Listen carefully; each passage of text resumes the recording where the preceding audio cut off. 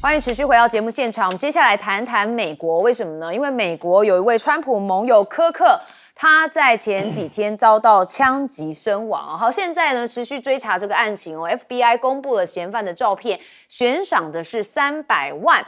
川普也追授了柯克是成为最高平民荣誉。好，我们看到这画面上其实现场的民众拍下了影片，疑似是枪手在行凶前就埋伏在一栋建筑的楼顶而且在枪响之后迅速起身逃离现场。所以你可以看到这个枪手狙击地跟柯克所在地有一段距离但是真的是神射手。FBI 在附近的树林检获怀疑是犯案所用的枪支。那现在 FBI已经展开大规模的追缉行动，悬赏的是300万元的新台币来进行这个悬赏，并公布了疑似枪手的照片，有可能就是他。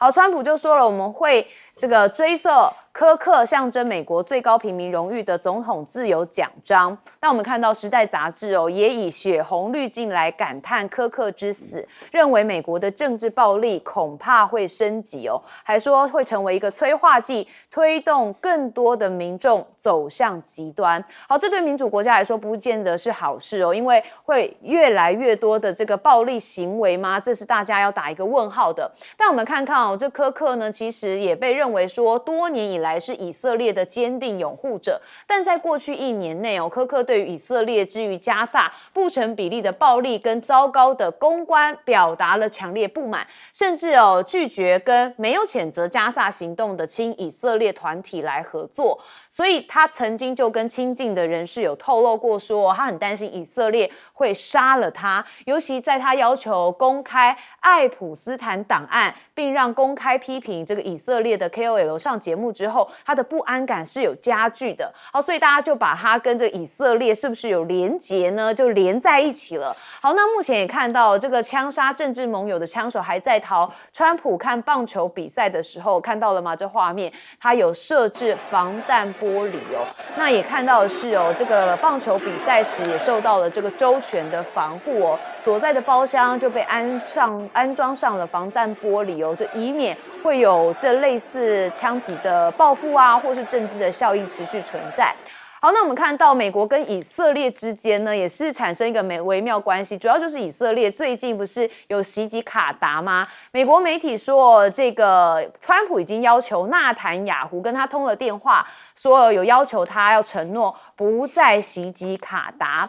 好，但是对于这件事情呢，现在纳坦雅胡会有办法的来做一个好回应吗？我们看到川普说他愤怒源自于2个层面，第一个就是以色列并没有先知会美国，还有的就是攻击的这个目标位于在卡达境内。卡达不仅是美国中东地区的重要盟友，也是加萨停火谈判的关键调停者。但是纳坦雅胡的回应是说，当时的攻击机会稍纵即逝，必须当机立断的采取行动。好，但是有人认为他们俩是唱双簧啦。好，那我们看到卡达的首相他怎么说呢？他说他不能直言说现在被问及美国是不是有背叛的时候，这个穆罕默德说不能直接说被美国背叛，但遗憾的是美国给卡达的情报真的来得太迟了。好，那这个彩虹线的部分现在分析师认为，尽管川普对纳坦雅胡的战术感到不满，但他本能上其实是同意纳坦雅胡的观点，就是哈马斯必须从根本上削弱，因此美国跟以色列的关系不会因为卡达而破裂。但问题是，这会不会引爆中东的战火呢？好，以军72小时之内袭击了叙利亚、黎巴嫩等6国，我们就带大家来看时间轴。他8号的时候是先空袭了黎巴嫩、叙利亚、加萨，9号的时候突袭了突尼西亚跟卡达，10号的时候又空袭了也门首都。哇，真的很好战，3天之内打了6个国家。那这个是胡塞武装的最高政治委员会主席他是认为将继续的发动袭击，警告以色列人保持警惕，因为他们的反击必将到来，绝无例外。那经济学人则是痛批美国跟以色列其实才是区域的新乱源，中东的权力版图恐怕大洗牌，因为这个卡达被炸，让川普安全的保证整个失效。现在海湾国家也是在急找一个新靠山，因为看起来美国已经无法再保证海湾国家的安全了。好，中东这个整个乱局呢，我们当然还是要先从美国这边说起。这个川普的盟友柯克被枪杀了，这恐怕是让很多人觉得哇，美国现在真的蛮乱的。亮哥，因为这个事情啊，这个6月Minnesota 不是有一个议员被打死吗？那个时候打他的人就说，因为他主张 DEI。那现在柯克最大的争议就是他反对 DEI， 所以是倒过来的立场。就6月被杀了那个是民主党的，那这个是共和党。所以当然有很多人会忧虑了，会不会导致左右激进派变成一个武力冲突了啊？不过现在就是凶手还没有抓到啊。如果凶手真的是属于左翼团体啊，哇，那我觉得就很麻烦了啊。就好像上次川普，事实上这个暗杀模式跟打川普一模一样，只是川普运气好，插到耳朵嘛，差一点点也是打到颈部啊，那当场就被打死了。那打川普那一位就刚好不是明显的民主党，所以刚好没事。那个如果是跟民主党明显有关的团体打的啊，我跟你讲，美国已经内战了啦。就川普那一次了啊。那这次这位啊，坦白讲，我认为他是川普青年军的领袖了。事实上，去年整个选举过程，这个 Charlie Kirk 就是不断的去巡回校园做演讲嘛。那他的立场虽然激进啊，可是他口才非常好，条理清晰啊，所以我觉得他影响到蛮多年轻选民的。所以川普的年轻选民比上一次要多很多。所以你看，川普第一时间，我觉得他那个反应是非常直接的啊，就立刻就说下半旗到礼拜天。这个美国很少对一个普通民众啊，下半旗4天呢，那实际上影响更大的是他的儿子，川普的儿子。川普的儿子跟 Charlie Kirk 是非常好的朋友，所以他的儿子现在已经完全失控了啦，悲伤到很伤心，非常的伤心啊。那他实际上也是很多校园保守青年的偶像啦，所以我认为真的这个就要看破案的过程了啊。如果凶手真的是左翼的团体，哇，那我觉得后续就很麻烦了。事实上，今天川普在出席一个公开的场合，已经用防弹玻璃围起来了啊。那现在国会也非常害怕，国会还为他默哀，这个也很少见吧？那现在国会议员也担心自己会被打，因为那个人是完全职业的。这个 FBI 已经说这个人绝对是职业枪手。我们也不要这样讲，就受过专业的训练啦。相距182公尺，一枪打死啊！就在那个182公尺外的屋顶上，就一枪就打死了。这个绝对是职业的啦，因为警察的枪也打不到他，所以你就知道是什么样的场合啊。所以美国这种对枪支训练专业的人实在太多了啦，而且他是用长枪，所以防不胜防啦。所以我觉得这个非常的麻烦。那我认为扯到以色列，纳坦雅胡第一时间就表达悼念，说柯克是以色列的朋友，所以我认为可能性不大了，应该还是美国自己内部的政治问题。好，我们接着问赖教授。柯克虽然他担心啊，由于他对以色列的态度啊，然后他会怕说被以色列的摩萨德或者他们的情报人员所杀哈。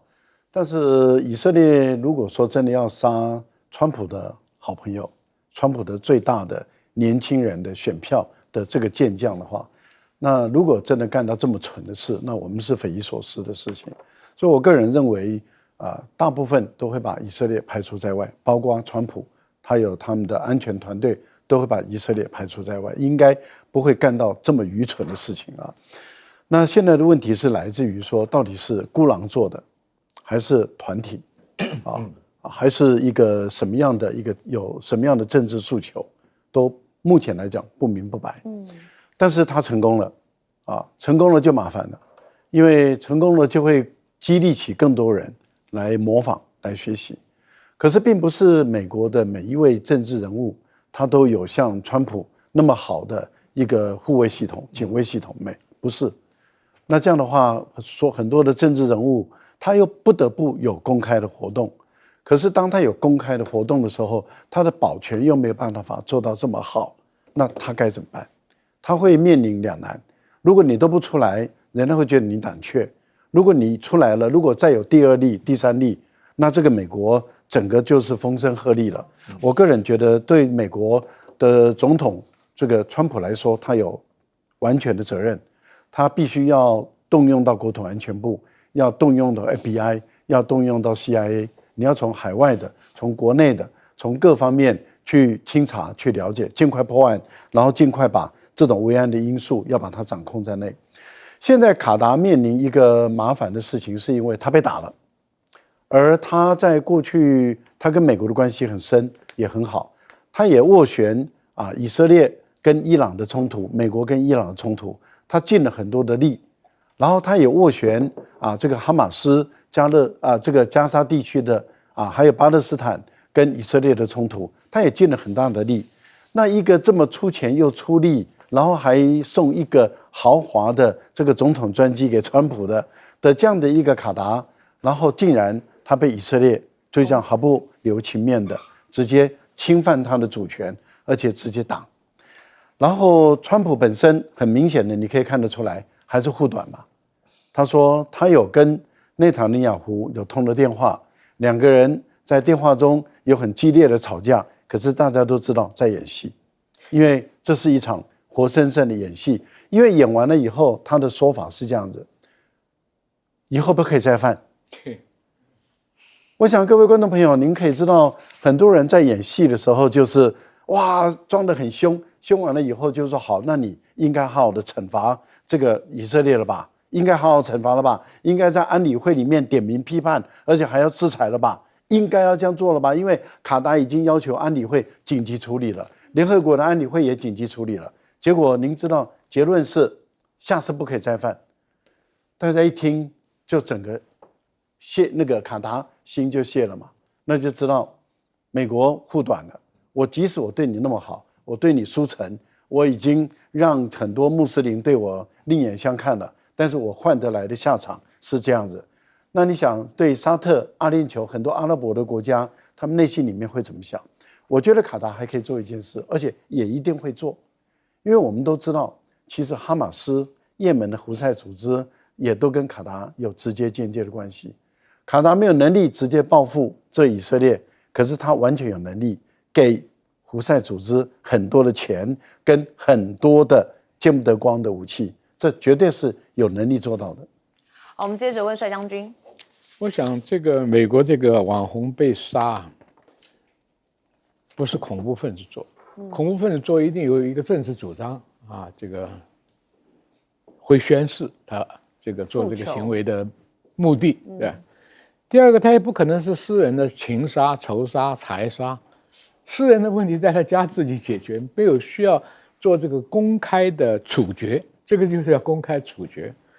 第三一个，没错，180公尺，将近500-600英尺那没有主机枪跟很好的训练，打不到那么准那很显然，那美国为什么这种刺杀事件？你看，尤其是刺杀总统从林肯开始甘乃迪雷根川普都挨枪，后来。我想想有道理，我们从小看西部片子在一个蛮荒的没有法治的国家里面，谁拔枪快谁就是这个正义嘛。美国以家庭拥枪率来讲，全世界第一我有一个同学在美国，他就拥了7、8把枪，什么枪都有，长的短的。他在那种社会，你看这种事情一出来，那个做枪的公司的股票就上涨。人人自危吧，因为今天只是显示在政治上嘛，对不对？现在你看那个种族歧视越来越严重，什么白人社会了，不是白人社会的不准你搬进来了，这些问题，所以美国的这个内部，我想这种绝对是政治上的问题啊，政治主张上的问题，愤而杀他。另外，卡达这件事情啊，我跟各位讲，以色列为什么这么嚣张啊？打了6个国家，而且还打卡达。卡达是真正负责斡旋跟你谈判的一个，因为哈马斯跟卡达的关系很深厚，很多年他们的最高领袖都住在卡达。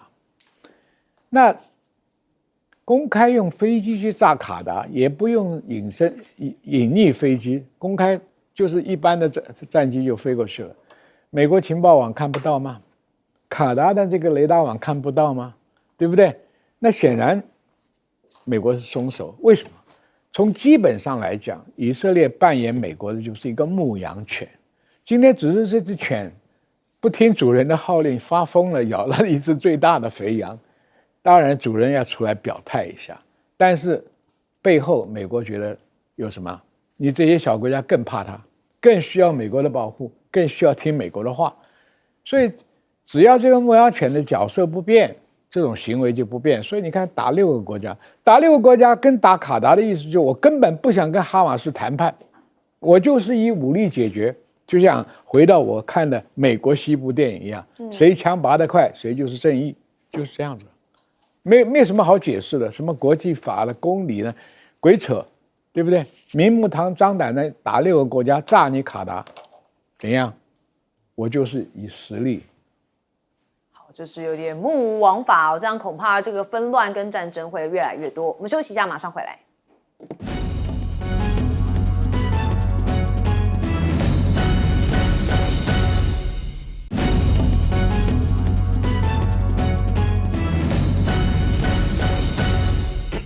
好，我们接着来看哦，现在央视已经官宣说，福建舰通过了台湾海峡，而且到南海这边跨区训练，说不针对特定的目标。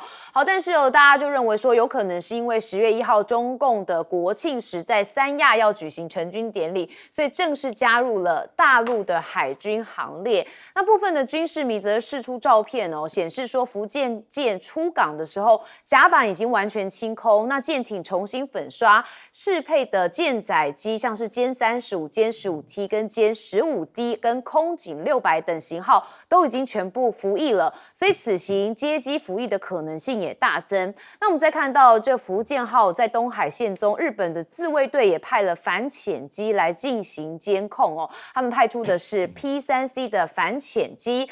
好，那当然美国的 FA-18D 的大黄蜂战机也部署在日研国的基地哦。那这部分呢，其实中国这边有人认为是要强化美军区域的威慑力。好，那这个日本的这个研国基地是位在于战略的要冲，距离台湾海峡东海不到1600公里。那能为美军提供一个整合性高的基地，要应对的就是突发事件。所以日本跟美国也启动了这个岛屿防卫训练哦，美军投入了最新的武器。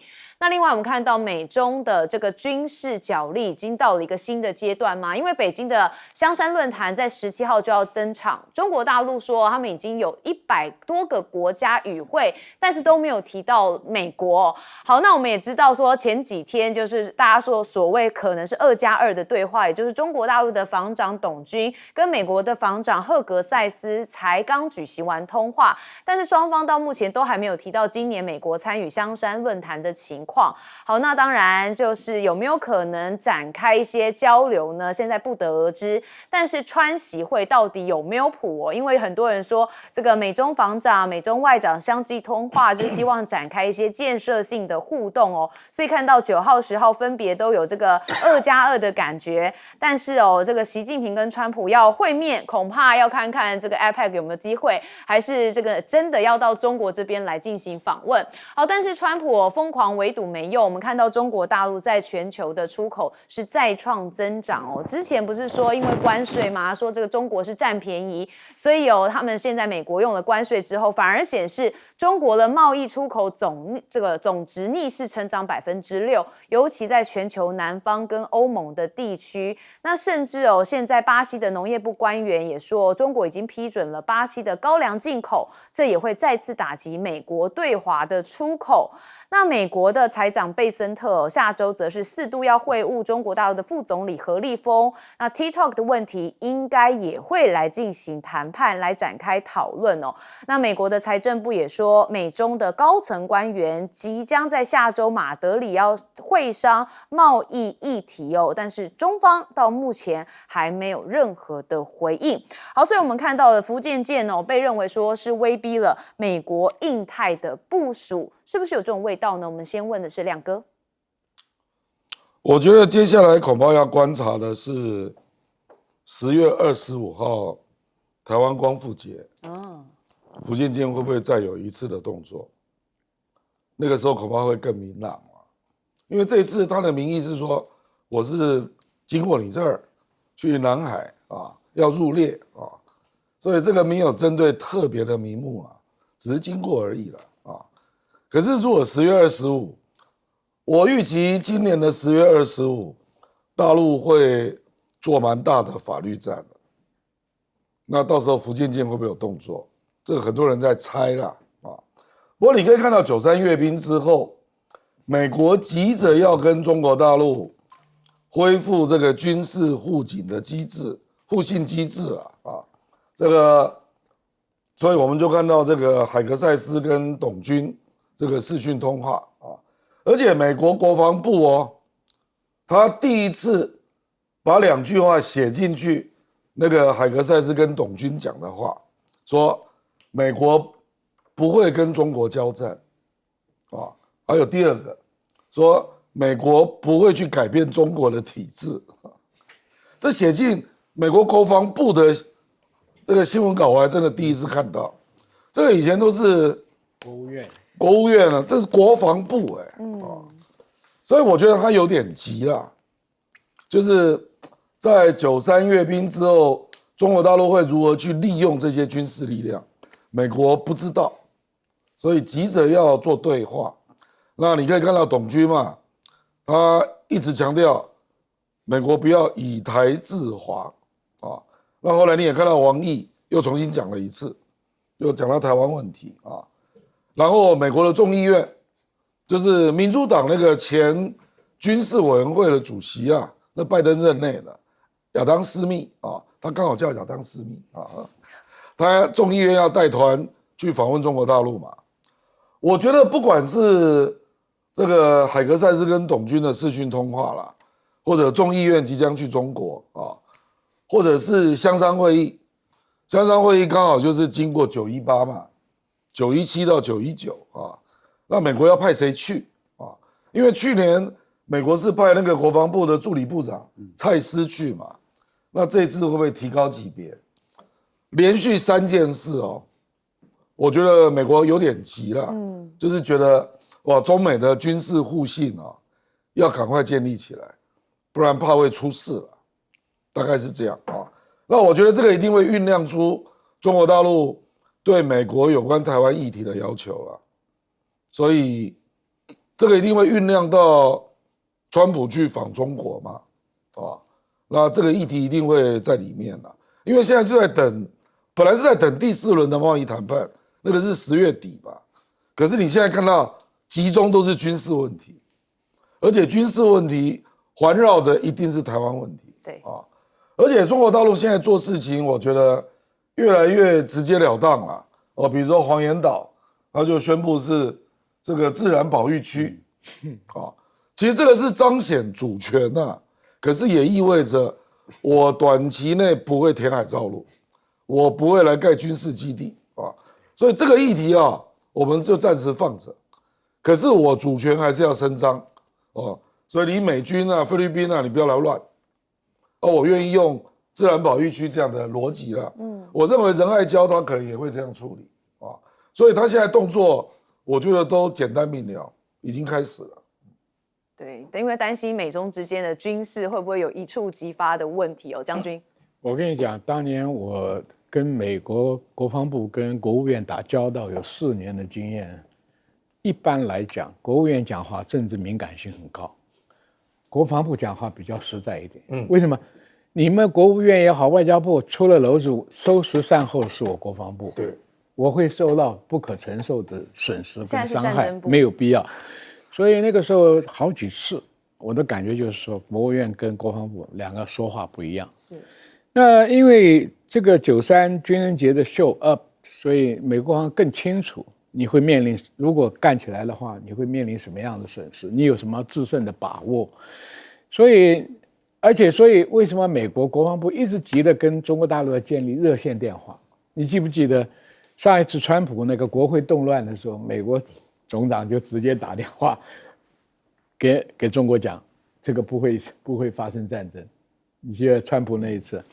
所以这个东西，因为国防部是要负责收拾善后的，所以今天不管这个国际大国博弈到什么程度，总军的底线，美国国防部当然很清楚，说我不会跟你开仗。而且川习会即使见面，中国坚持的还是台湾问题，对，关税问题是次要，美国急的是关税问题。所以各位哈，另外一个大胆的预测就是，川普这个人是商人出身的，很在乎关税，就是拼命搂钱。他跟习近平真的见面的时候，是不是台湾就被他交易掉了？这也有可能，因为什么？他只在乎美国先要解决经济上的问题，才能重新解决他美国军事上目前缺钱、缺军事科技的在创新。所以美国就一向这样的嘛，我军力强大的时候，经济就可以到处去收割嘛，外交可以称霸在全世界嘛。所以经济一定是美国也好，中国也好最重要的议题。军事只是说拿来支持这个东西的问题。所以川习会要不然不开的话，台湾问题一定在里面变成一个核心的问题。因为中国大陆说我也不要进犯你美国，我要的就是国家统一嘛。所以这个问题就是说，美国是不是还要在乎说我能守住台湾，我就能够封锁第一岛链？那个议题已经过了，翻页了，已经不是第一岛链的关系了。所以大家千万不要在绿媒里面，我们是不成的航空母舰，那个陈腔滥调已经没有用了。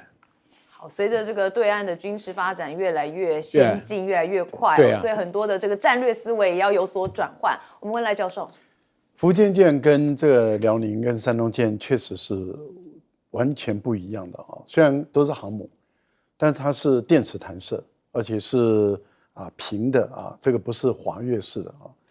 所以它本身要适应各种不同的舰载机。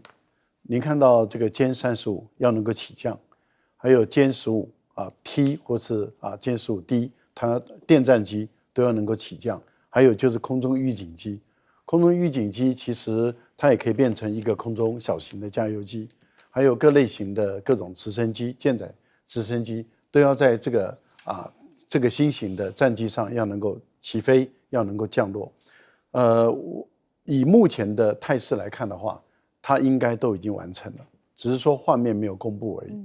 然后这一次到三亚的综合保障基地，因为目前来讲，大陆就有2个航母的综合保障基地，一个就在三亚，一个就在山东嘛那未来的第3个综合保障基地会放在哪里？是放在这个江苏，还是放在浙江？这我们要看它最后规划会放在哪里。但是目前来看，已经要交付给部队使用的时间是一直在缩短。一旦交付给部队使用的时候，中国大陆的航母就已经建立起一个这个我们讲的333制的航母的一个作战体系了。也就是说，永远会有一艘航母在执行勤务。我们一般常讲海军，它是1/3的战舰是用来维修，有1/3是用在训练，有另外1/3是用在执行任务。那你想想看，3艘航母，一艘航母进维修的时候，有一艘在训练，一艘在执行勤务。那一旦需要的时候，另外一艘训练的可以马上转化成为执行勤务。可是维修的船它离不开船坞，所以等于是它已经可以形成2个航母战斗群。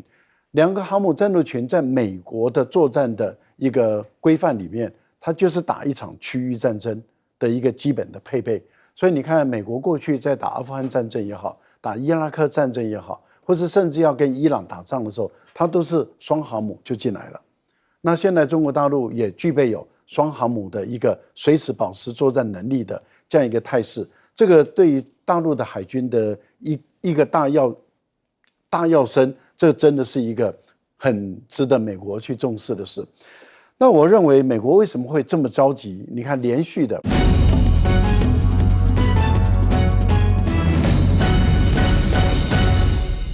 带您追查事件真相，掌握政局的变化。观众朋友，你好，欢迎加入今天的新闻大白话，我是主持人谭一伦。好，我们节目一开始先来介绍这1个小时特别来宾，首先是退役中将帅化明，主持人好，各位观众大家好，以及耶鲁政治学博士郭正亮，大家平安。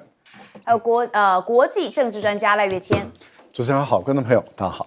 好，大家很关心的就是莱尔校长嘛，好，我们看到每天都有日更哦。不过最新的这个莱尔校长不孤独，因为老柯总是跟他相伴哦。好，不过但现在赖清德说要扛全责，怎么扛呢？我们先来看看莱尔校长怎么说。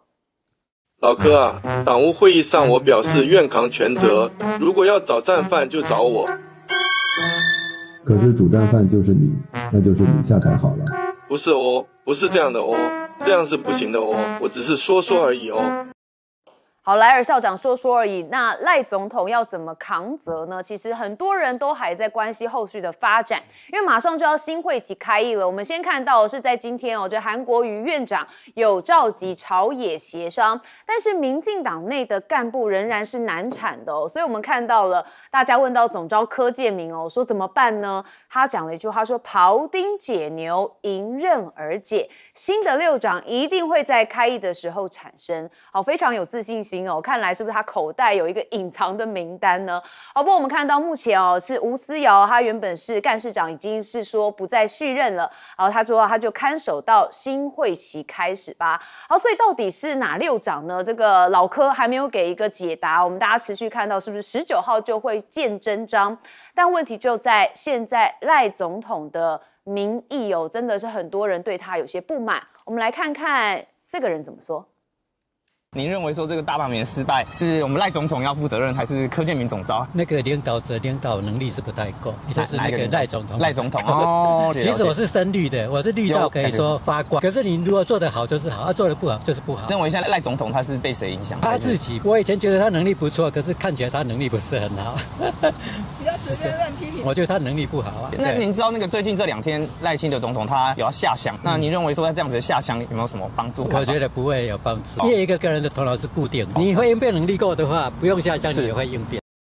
好，这个深绿大叔说他是绿到发光但对赖总统也是一样批评蛮多的。好，网友则认为说，当台南市长是造神，当总统是格局不够，关税又谈不好，再也不沟通，救灾又乏力，搞罢免又是很不好的状况，所以整个赖屠刀现在怎么砍呢？是不是又挥向了在野党？我们看到大人吵什么？卢秀燕率15县县市首长杠中央，这个总预算藏赖清德政府五轨搬运法。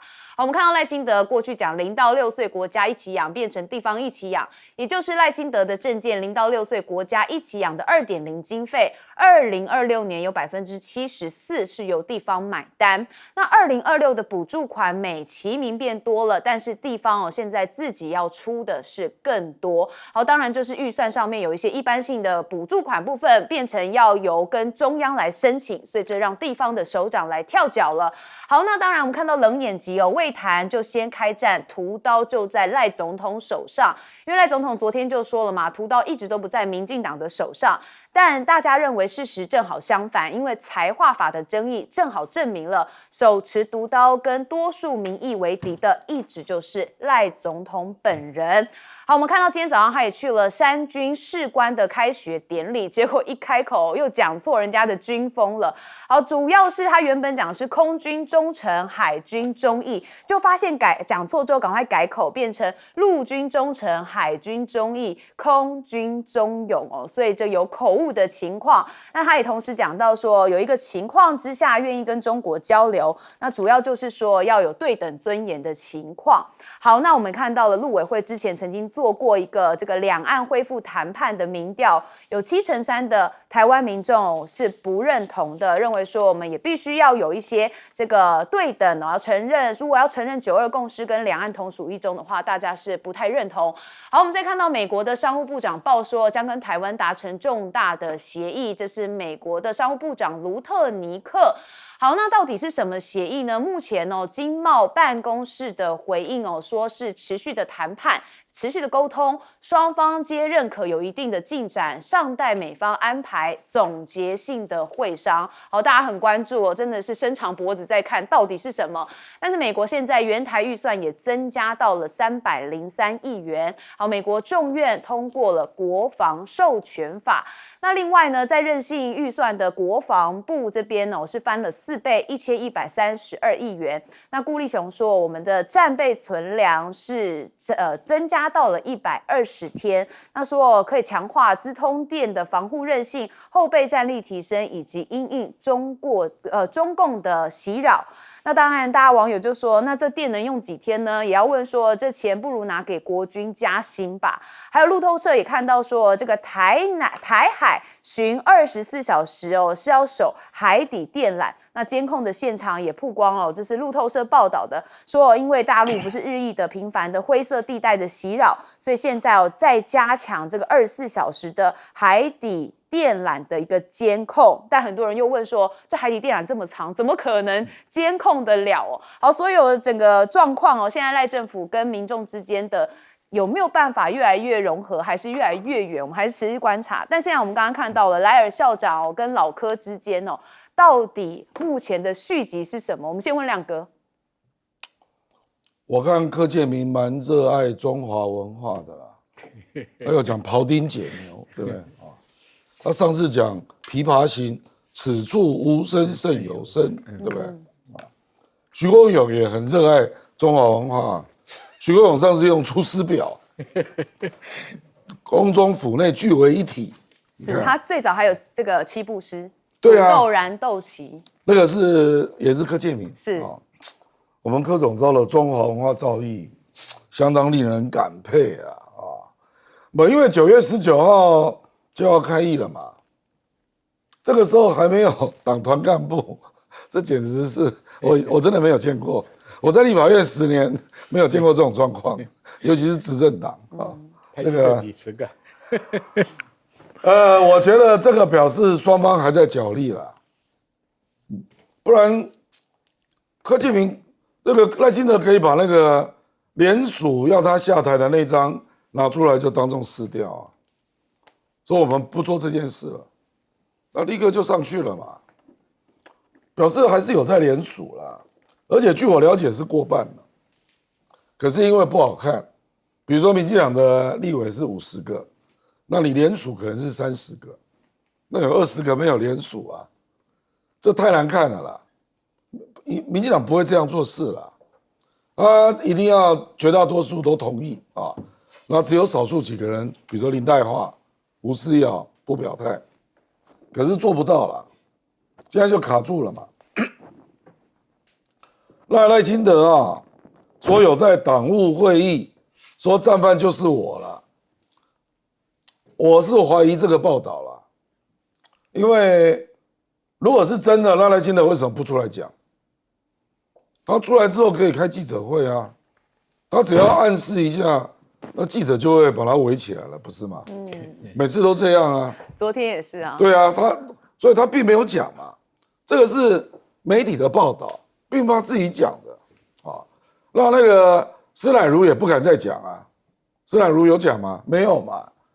那赖清德如果要做到更实在的程度，他可以以党主席的名义在中常会宣布那他也没有所以摆明了这个人就是我坦白讲，我们台湾最大的危机就是赖清德啦，就他就是一个，其实那个绰号取得很对那就莱尔嘛，就讲话不实在那人家就觉得说这个时候应该要定个调吧，他也没有定调，比如说大罢免，民进党反省了什么？连检讨小组都没有成立耶，对不对？所以你说到底是赖清德负责，还是柯建铭负责，还是两个人共同承担？这个也可以这样讲啊，他不愿意，他就是不愿意啊。那反倒是卢秀燕这个率领15个县市长，这个事情也轮不到赖清德讲话啦，因为这个事情没有那么大，它涉及的金额，那个统筹分配款大概只有345亿啊，那真的会引起争议的，我认为也不到100亿啦。我们的国家预算是3兆，你总统为了这种事跳出来打卢秀燕，这个摆明就是政治嘛。就是他看到可能2028年要跟他选的人，他所有的精神都来了啊，那就立刻跳出来要跟卢秀燕斗嘴啊。就这个人就是很无聊，你知道吧？该担当、该承担不去讲，然后这种很芝麻屁事，左荣泰就可以协调了，不需要轮到他啊。这个左荣泰跟县市长代表见个面就结束了。那如果说要修法，蓝白再修法嘛，因为有一个地方算错嘛，对不对？这个既然是赖清德自己挑出来啊，你去想一想啊。所以我觉得他这个人哦，其实我直播对他的理解还是正确的啦，他就是一个斗鸡啦，然后又不太有本事，是个昏君啦，然后现在又让人家觉得他是一个莱尔。这样的人民调怎么会高？斗鸡、昏君加莱尔，怎么可能高呢？我们接着问帅委员。首先讲，你说不管你是媒体说你是要承认最大的战犯，用不着讲。吃掉党主席嘛，你负责任嘛，对不对？因为这个事情你是全党在运作的，没有你的指令，民进党会那么合作的全台搞这个大罢免嘛？这第一个。第二个，你舍不得辞吧？你出来道个歉也可以吧？我政策上错误，一时的错误，那也算是你勇于负责嘛。所以第一个我们讲不负责任。第二个，大家很多老百姓不知道 liar 什么意思啊 ？liar 是西方国家里面最像扯谎的骗子 ，liar 说谎。你自己讲啊，6岁国家养，结果又让人家地方政府养。